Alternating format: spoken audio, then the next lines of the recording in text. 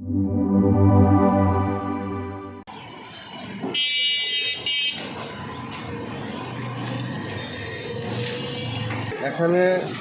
জলাবদ্ধতার মূল কারণ যেটা আমি অনুভব করতে পেরেছি, এই রাস্তাটা ঐতিহ্যবাহী অনেক পুরাতন রাস্তা এবং টেকসই রাস্তা।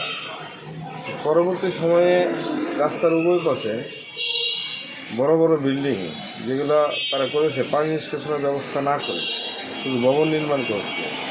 কারণ এই ভবনের পানিগুলো সকল পানি রাস্তার মাঝে আছে।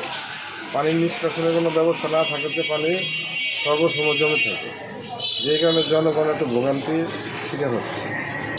আশেপাশে বাড়ি ঢুকে, বৃষ্টির পানি ঢুকে, বাড়ি যাওয়ার কোনো রাস্তা নাই। অত্র এলাকায় কোলাপাড়ার থেকে মহিলা মাদ্রাসা পর্যন্ত সম্পূর্ণ রোডটা সবসময় পানি থাকে। ড্রেন সব ঠিক মতে নাই, সরকারিভাবে কোনো উদ্যোগ নেওয়া হয় নাই। আমাদের জীবনযাপন করা বড় কষ্ট সাধ্যপূর্ণ কষ্ট।